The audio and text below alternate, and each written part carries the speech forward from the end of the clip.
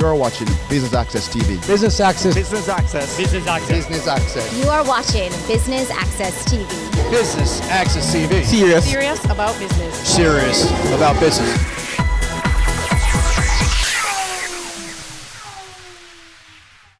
The Jamaica Link Ministries hosted its Global Leadership Summit at the Montego Bay Convention Center, and Business Access TV was there to bring you the highlights.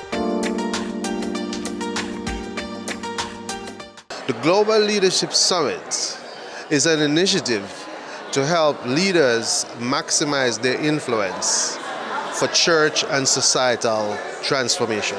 It's a creative way of leveraging, you call it leveraging, maximizing influence and impact, something that happens in the US, simulcast in the US and Canada, and then around the world to about 128 countries.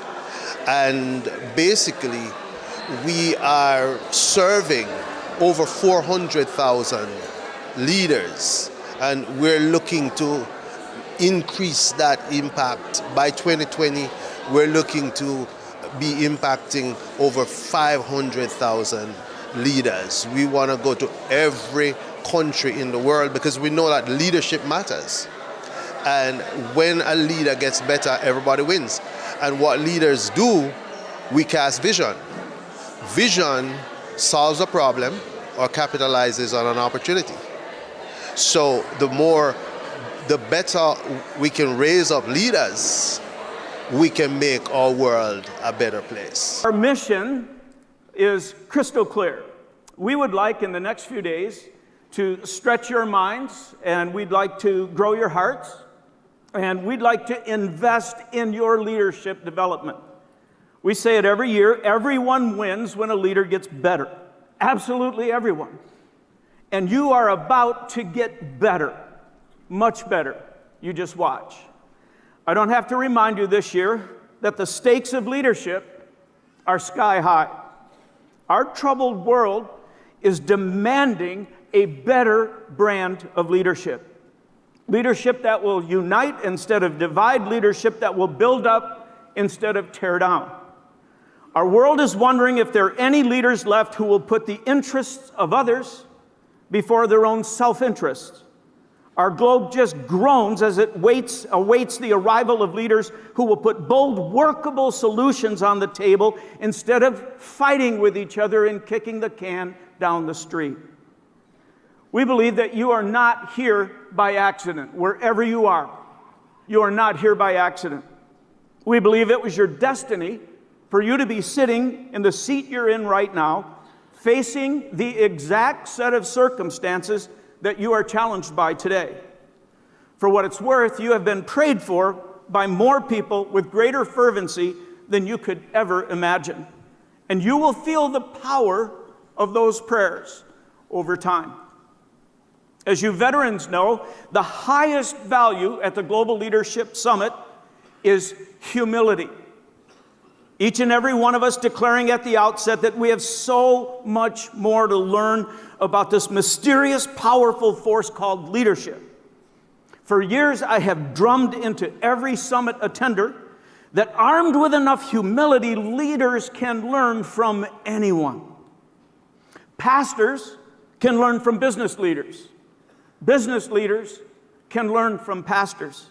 Armed with enough humility, the older among us can learn from the younger, and the younger from the older. In fact, with sufficient levels of humility, the religious among us can learn and grow from those who consider themselves less religious at this stage in their lives, and vice versa. It's all about humility, and it's all about learning. Genocide was a terrible experience. I would not wish anyone to see what I have seen, but the lessons I learned were invaluable. I learned to forgive, but more importantly, I learned the joy of forgiveness.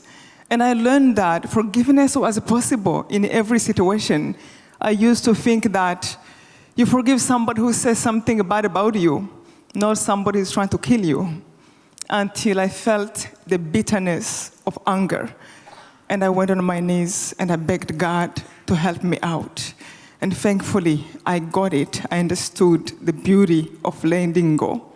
Another big lesson I learned was to know without a shadow of doubt that God is real. It is such a gift to have faith, to know that when you can't, He can, and He can work through you. It's such a great gift.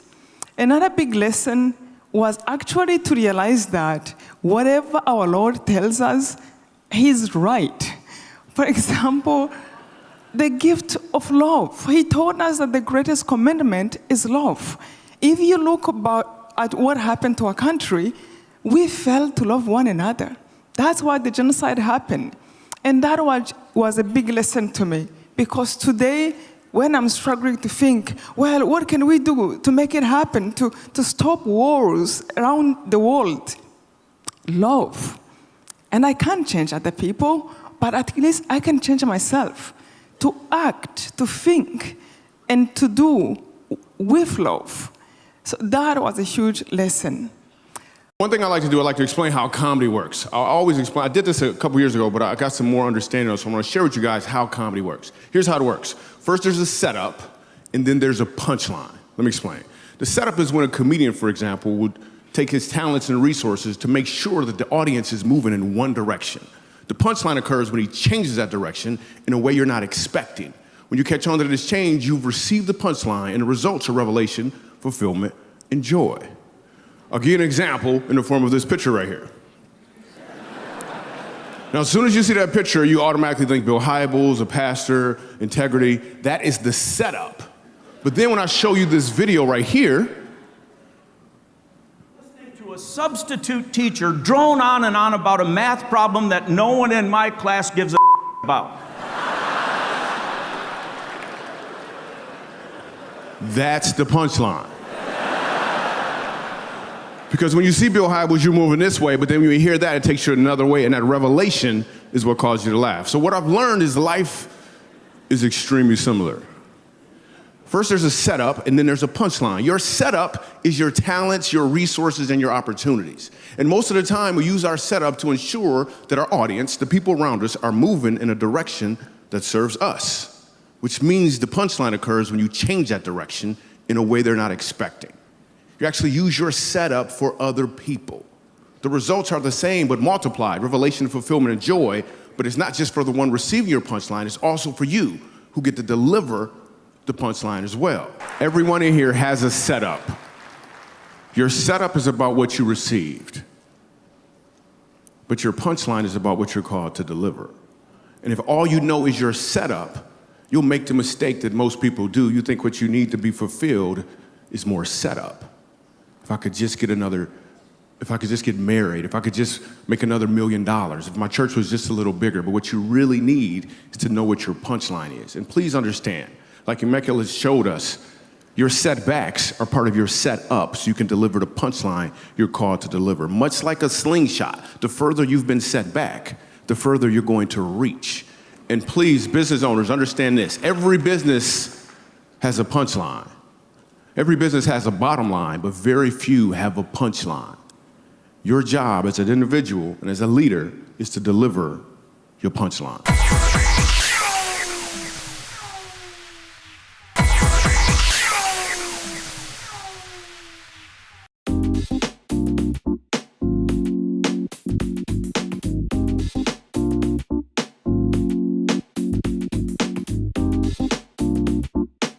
I am involved in many things, and one of them is in leading different types of people. And because of that, I found it necessary to participate in the Global Leadership Conference and Summit. How did I hear about this? I heard from the person who organizes it, Pastor Faulkner, and I began to come 3 years ago, and I decided from that first time, I have to come again. What's my benefits? I have been leading in a much better way. I am able to work with people even better, and this year I expected even more enriching information about how to take over the world. And this is working for me, and I am so happy that I'm here and looking forward to whatever else I have to learn. this is so important to me that I decided I was going to invite other people. And one of them is one of my past students, Esther Gail Fraser. And I think she's having a great time. She's only 16, and this is working out so well for her and her plans to build her business and her little company. So I'm excited that I have somebody else who's as excited as I am about the summit. As Ms. Richards had said before, I heard about it through her. She's one of my past teachers from my prep school, and I'm really into leadership and conferences and how to work better, not just harder but smarter. So when she told me about it, I was like, yay, something else I can use to better myself, and that's why I'm here. But the first presentation that I saw yesterday by Juliet, she was presenting on white space and taking a pause. Everybody does a lot of things in these days. We have smartphones and everything's pinging off all the time, and we feel productive because we're busy. But if we don't take a break and if we don't take a pause, then we can't think and meditate on what we've done, and we can't rectify and do something better. And also the positive things that we've been doing, like excellence, can easily turn into perfectionism, and we aren't all that productive anymore. So it's really how to balance the two and take breaks. You see, I believe that you expect at a conference like this, like this, assume I was here to talk about climbing Mount Everest. You would then assume that I had actually climbed Mount Everest. If I'm here to talk how to build a multi-billion-dollar company, you would assume that I have built a multi-billion-dollar company. And if I'm here to talk about creativity, you as leaders, you assume, you expect me to give an example of my own creativity, yes or no? Put your money where your mouth is. Walk the talk. So I'm now going to do that. I'm going to show you an example of how I took two previously known things and I combined them. Are you ready? Are you ready to be blown away by my creative genius? I sense a bit of hesitation. Anyway, I don't care. I'm going to do it anyway. I took two previously known things, I combined them in a new way. I took the concept of a book. Books are nothing new. I took the concept of a notebook. Notebooks are nothing new. Now you take a book and a notebook, you combine the two, what do you get? You get a book and a notebook, so here's my book.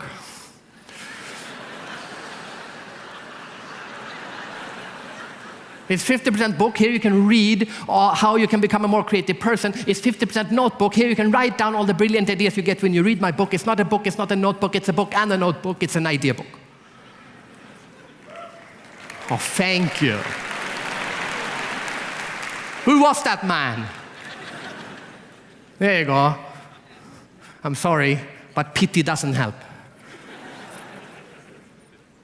But thank you. See, now we have a problem. I show you a journal. And you go, oh, that's amazing. I show you my idea. Hello, I'm in the room. And you go, huh? That's your idea? Some stupid white pages into a book? So here's lesson number one. Just because a room of people don't recognize creative genius when it's being presented to them doesn't mean the idea is not good. It only means the group is not good at seeing creative genius being presented to it. But I need to do something now. I need to rebuild credibility. I need to get you to think that this idea was at least not bad, not worthy of laughter. Didn't you learn anything in the previous sessions? Don't laugh. Do you know how many copies the average business book sells?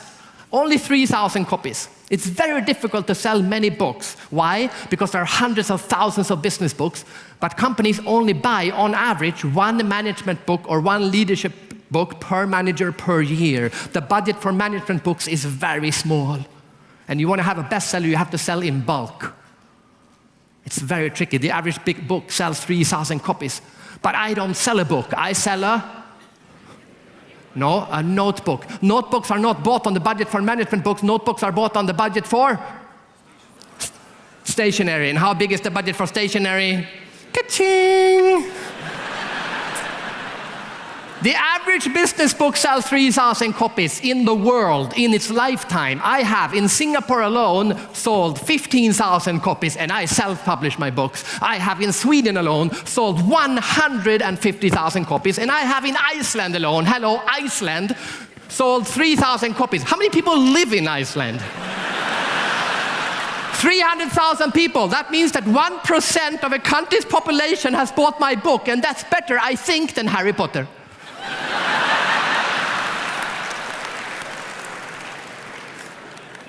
Hopefully the respect is back in the room. I know I'm not a creative genius, but you have to agree that was slightly better than you thought first. And that's my point. We're not supposed to laugh at someone just because they present an idea. We need to at least listen to first, why do you think it's a good idea? And it's so important right now. Why? Because we are living in a time, I've been speaking about creativity for more than 20 years. It's never been more important than now. The speed of innovation is increasing, and we need people to keep up. I've been trying to come from the genesis of global leadership here. I'm a community leader, I'm a volunteer in the community, and I need it. It's a lot that we do as children of God, it's a lot that we do as volunteers. And so we pour out and we need some pouring into, and there's a slew of resources of persons who have done it and have done it well and have failures and successes that we can learn from. And so I'm here for that, I'm here to be fed. My husband and I are visiting the summit at Willow Creek, and we thought that this is something that leaders here in Jamaica could benefit from. We know it would be a big deal to bring this kind of a summit here, but nonetheless we were willing to give it a shot. And it wasn't very difficult getting volunteers, to come alongside. One of the challenging areas is marketing, and we still have to work on that, but for the most part, it wasn't very, very difficult.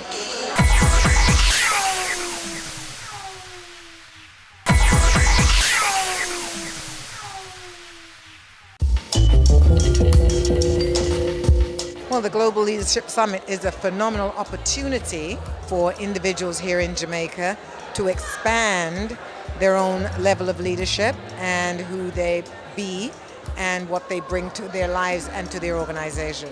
And my role today is to co-facilitate with Lady Shona Heron. It has been a very good experience for me, and it's my first visit, and the caliber of presenters are very highly professional and capable, international leaders, and as such I was very surprised. I didn't expect to see the caliber of leaders that participate, and it's a very refreshing experience. My company has seen it fit for me to attend this training. In fact, a group of us have come from Tax Administration Jamaica.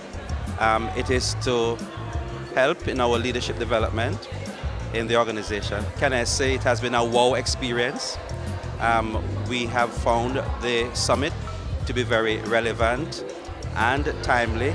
I mean, many of the things that are happening in the workplace are what the presenters are talking about, and we find that to be very, very much on point.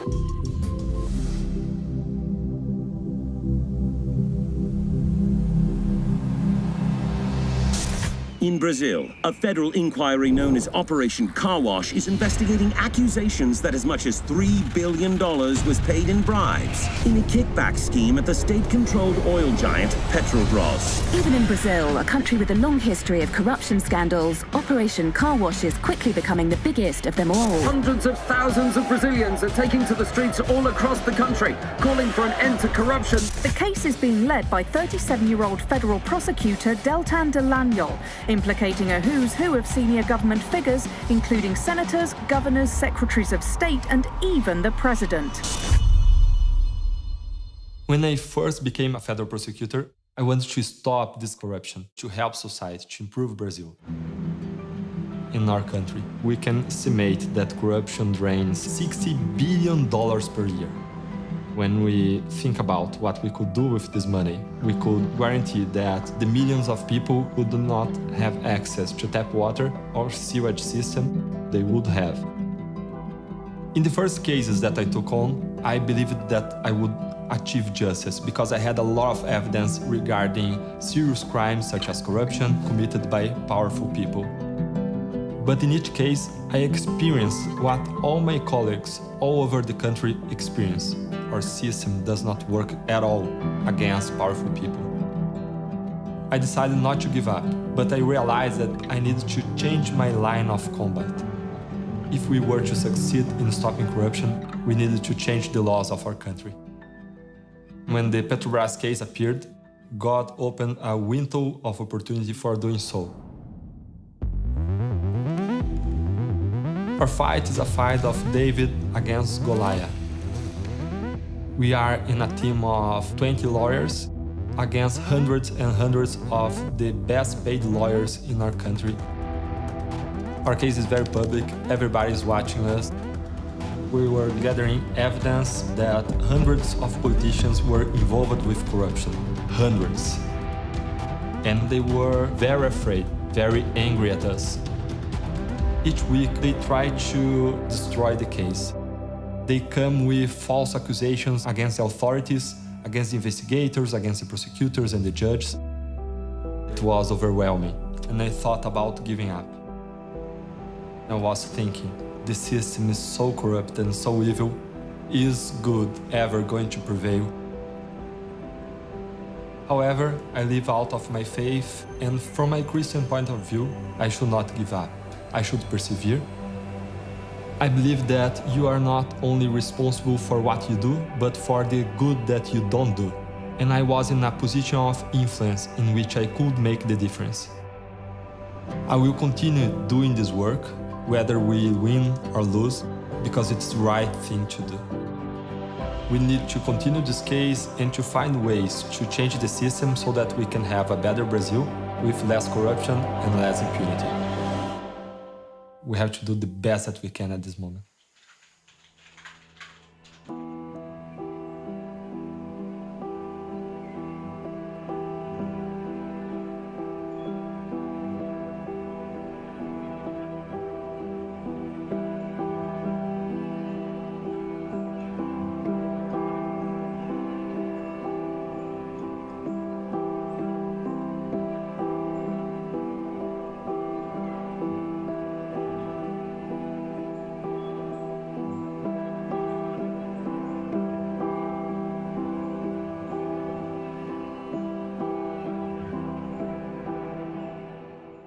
My experience is that the people have been like really pulling it towards them.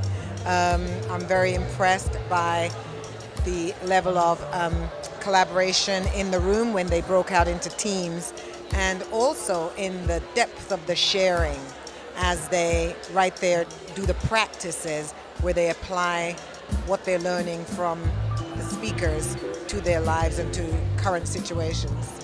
I think it's just great to be able to bring first-class world leadership practices to a country where people can't make it to the States to come and do this. It would be very, very costly for people to go up there, go to Chicago, pay for the hotel, pay for the airfare, and here we can bring it and then bring them first-class leadership quality experience for them to hear and see and put into practice here in Jamaica. I want to thank you for taking the time for a fresh infusion of leadership, vision, and skill building in your own leadership. If there was a time when the world needs a higher grade of leaders, higher integrity, more vision, more servant-oriented, more Christ-centered leaders, we believe it is now. And so there's a need to grow the summit and other leadership development that offers our world better leaders, and especially the young leaders. I want to recognize our youth leaders in the place. Well, the youth leaders, where are youth leaders? Just stand up and take a wave. We're glad to have you among us, from the different institutions and organizations. Thank you so much for being here. We need your help. You can help us with praying for the summit, that God would anoint this summit around this country and around the world. We need you to sign up for next year.